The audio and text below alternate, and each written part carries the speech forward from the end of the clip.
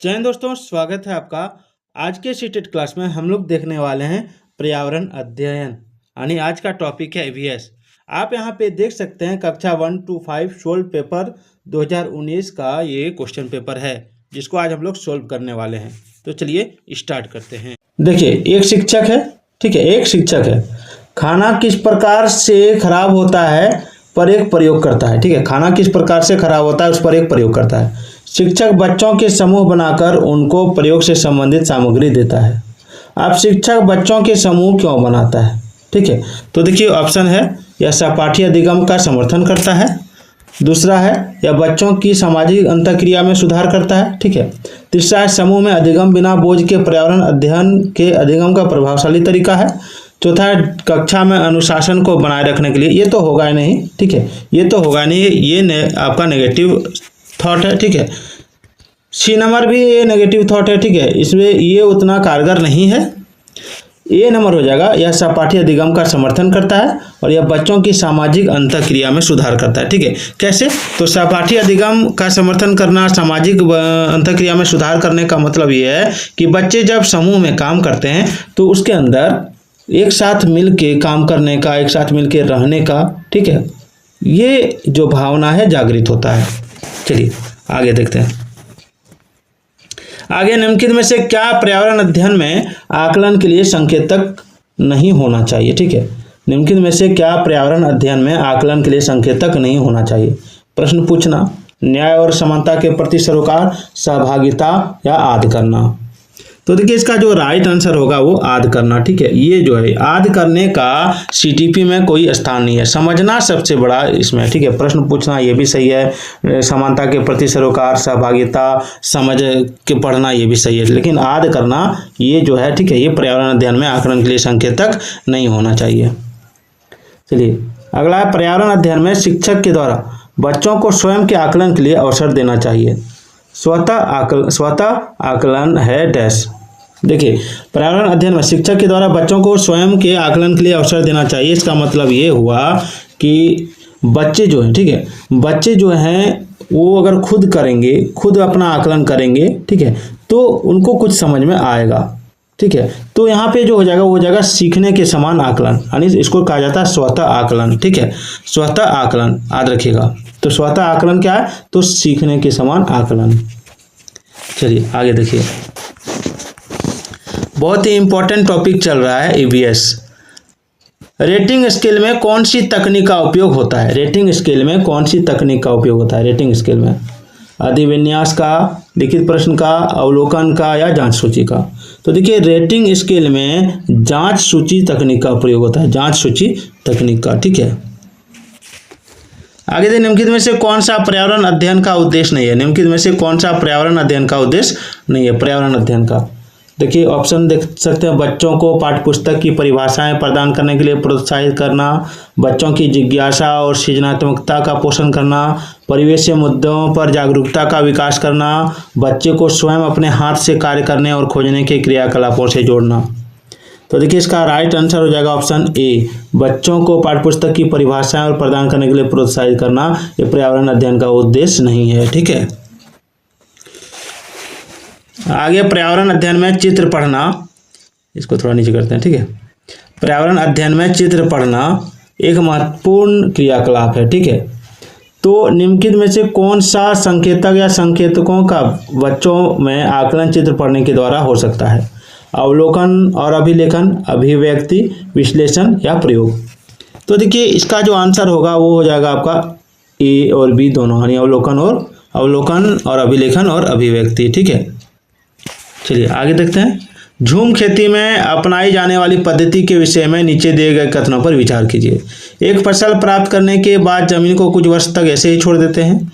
इस जगह जो बांस या खरपतवार उगाता है उसे उखाड़कर जला देते हैं, और खरपतवार, जंगल आदि को जलाने पर प्राप्त राख को खाद की तरह प्रयोग में लाते हैं। और आगे देखेंगे, जब इस जमीन में खेती की जाती है तो बीज छिड़कने से भले से गहरा जोता जाता है। तो इसमें जो हो जाएगा वो हो जाएगा आपका ऑप्शन डी, यानी बी और सी। बी और सी क्या है? सो देखिए बी और सी, बी और सी में क्या सो देखिए कि इस जगह जो बांस या खरपतवार यानी जंगल उगाता है उसे उखाड़कर जला देते हैं और खरपतवार आदि को जलाने पर प्राप्त राख को खाद की तरह प्रयोग में लाते हैं। ये झूम खेती की विशेषता है। ठीक है, चलिए आगे देखते हैं। आगे देखिए, आगे है कि किसी पर्वतीय क्षेत्र में, ठीक है, किसी पर्वतीय क्षेत्र में परीक्षण करने पर यह पाया गया कि लोगों ने अपने घर पत्थर, मिट्टी, लकड़ी और चूने से बनाए हैं। यह घर 2 मंजिलें हैं। नीचे की मंजिल पर जानवर को रखते हैं तथा जरूरत का सामान भी इकट्ठा करके रखते हैं। वह स्वयं पहली मंजिल पर रहते हैं। ठीक है, फिर है कि सभी घरों की छतें समतल हैं तथा इन्हें पेड़ों के मोटे तनों से बनाया गया है। और यह पर्वतीय क्षेत्र नीचे दिए गए किस प्रदेश का भाग है, ये पूछ रहा है। देख सकते हैं, मैं थोड़ा छोटा कर देता हूँ, आप यहाँ से देख सकते हैं। सवाल को एक बार और देख लीजिए कि किसी पर्वतीय क्षेत्र में परीक्षण करने पर यह पाया गया कि लोगों ने अपने घर पत्थर, मिट्टी, लकड़ी और चूने से बनाए हैं। यह घर 2 मंजिलें हैं। नीचे की मंजिल पर जानवर को रखते हैं तथा जरूरत का सामान भी इकट्ठा करके रखते हैं। वह स्वयं पहली मंजिल पर रहते हैं। सभी घरों की छतें समतल हैं तथा इन्हें पेड़ों के मोटे तनों से बनाया गया है। यह पर्वतीय क्षेत्र नीचे दिए गए किस प्रदेश का भाग है। तो यह जो क्षेत्र है ये आपका हो जाएगा जम्मू और कश्मीर का, जम्मू और कश्मीर का। चलिए 9 नंबर सवाल देखिए कि आदिवासी हजारों वर्ष पहले से कांसे की चीजें बनाते आए हैं। ठीक है, आदिवासी जो है हजारों वर्ष पहले से कांसे की चीजें बनाते आए हैं। आज भी हमारे घरों में कांसे का उपयोग होता है। और कांसे के विषय में निम्नलिखित में से सबसे सही कथन चुनिए। देखिए, यह तांबे और टीन का मिश्रण होता है, या एल्यूमिनियम और तांबे की भांति एक तत्व है, या पीतल और तांबे का मिश्रण है, या तांबे, जस्ता तथा एल्यूमिनियम का मिश्रण है। कौन सा कथन सत्य है? ठीक है, तो इसमें हो जाएगा ऑप्शन सी।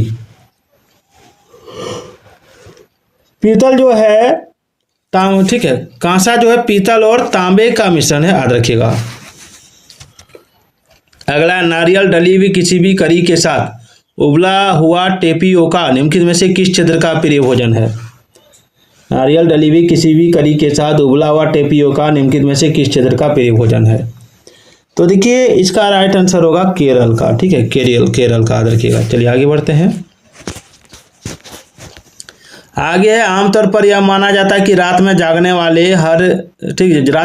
जानवर हर चीज को जिस रंग में देखते हैं वे कौन सा रंग है? सवाल देखिए कि आमतौर पर यह माना जाता है कि रात में जागने वाले जानवर हर चीज को जिस रंग में देखते हैं वे कौन सा रंग है? तो रात में जो जानवर जागते हैं उनको ज्यादातर काला और सफेद दिखता है, याद रखिएगा। ठीक है, केंचुआ को किसानों का मित्र माना जाता है। इसके लिए निम्नलिखित में से सही कारण को चुनिए। केंचुए मृत पत्तियों और पौधों को खाते हैं तथा इनके मल से जमीन उपजाऊ बनती है। केंचुए खरपतवार खाते हैं जिससे मुख्य फसल की रक्षा होती है। केंचुए जमीन में छेद बनाते हैं जिससे जमीन पोली हो जाती है। केंचुओं द्वारा बनाए गए छेदों से जमीन को आसानी से हवा और पानी मिल जाता है। तो देखिए इसमें कूट भी दिया है क्या?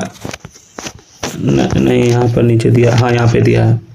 ठीक है, यहाँ कूट भी दिया है, मतलब इसमें से आपको आंसर ढूंढना है। ठीक है, सवाल को देखिए कि केंचुओं को किसानों का मित्र माना जाता है। इसके लिए निम्नलिखित में से सही कारणों को चुनिए।